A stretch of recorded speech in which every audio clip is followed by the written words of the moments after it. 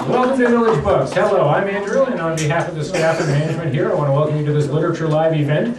Local author, local color really doesn't get much better than this as far as Village Books' Literature Live events is concerned. It's such a great pleasure to see so many here tonight. As most of you know, we do well over 250 of these events every year. The best way to keep up with them is at our website, which is on the World Wide Web at villagebooks.com. There you can browse our inventory, order books for worldwide shipping or in-store pickup, and see the recommendations of our heavily medicated staff.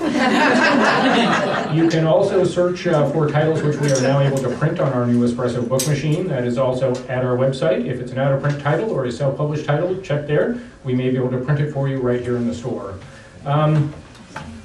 If you have any cell phones, pagers, beepers, anything else which might interfere with tonight's event, please take the time right now to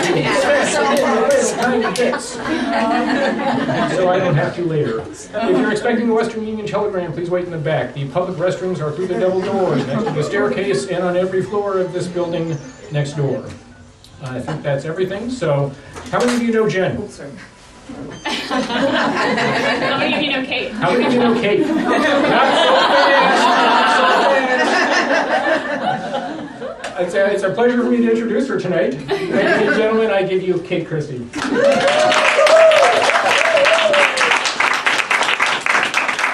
first I want to thank Village Books and Andrew for allowing me to have my first ever official author reading.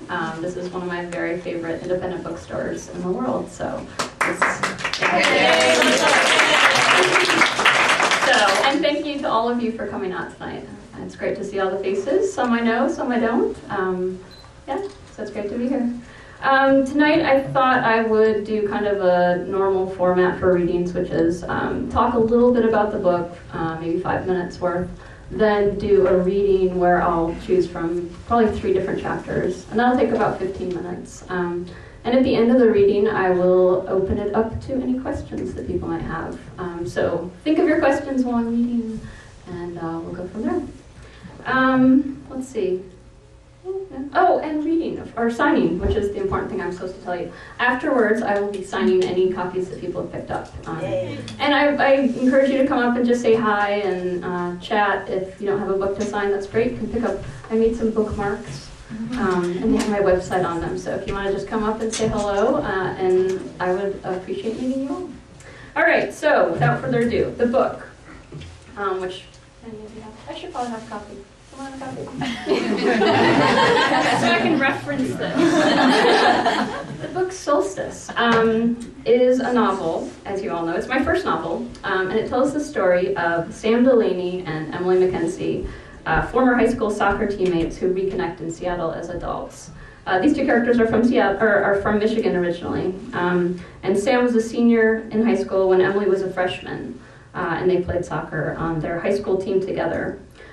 When the book opens, Sam has recently moved to Seattle after her brother's death from AIDS. And Emily has just graduated from the University of Washington, where she played Division I soccer for 4 years on scholarship. The story opens with the 2 characters running into each other at a local park, Green Lake, for anyone who knows Seattle. And Emily invites Sam to join her rec league soccer team. And the 2 women begin spending time together then. Sorry, it's a little long. So both characters are in their early to mid-20s, and the themes of the novel are typical of that age group.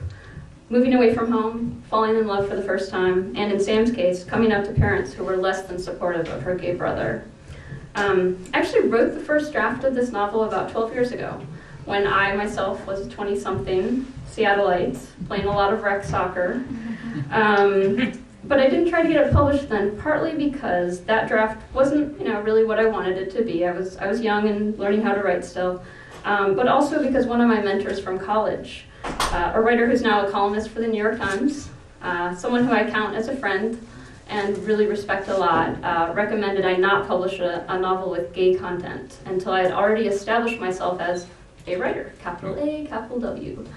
And I understood at the time, and I understand now what he meant, but I do have to notice now kind of the unconscious homophobia that was coming from him in that respect, as if a writer automatically means a straight writer. The same way, to me, it's the same way NCAA basketball automatically means men's NCAA basketball. In this example, male college basketball players are the norm, while women are designated as other, or as the outsiders. And as a lesbian, of course, I am used to being an outsider. Most gay people are being designated, pushed aside as other. And that's one of the reasons I think it's actually important that we do write about our lives. Make ourselves visible in a culture that would in most cases prefer we not flaunt who we are and who we love. You know, how many of us have been told, don't flaunt who you are, but I don't mind who you are. But so I think writing about our lives becomes a political act, and something that I personally feel is important to do. I don't have to write about gay people and issues, but I also don't want to censor myself from writing about my friends and my community. From writing about what I know, which is one of those kind of basic rules they teach you when you start taking classes on fiction writing. And actually, in grad school at Western, I studied literature and creative writing. And the master's program here in Bellingham helped me figure out who I am as a reader and writer, and what I like to read, what I like to write in terms of fiction. So after I graduated, I pulled out Solstice, and I gave it another pass, gave it kind of another look, and decided that I would rewrite a lot of the chapters and update the story with concepts such as texting. Since they're 20-somethings, it's not realistic that they would be doing that all the time. And then I also added in a chapter on the Seattle Storm WNBA team, because I'm a season ticket holder, as are some of my friends. And after I kind of revised, I sent a query letter off to Bella Books, which is one of the two larger lesbian fiction publishers in the United States, and here it is. They graciously offered to publish it. So that's my intro to the book, and now we'll move on to the reading portion.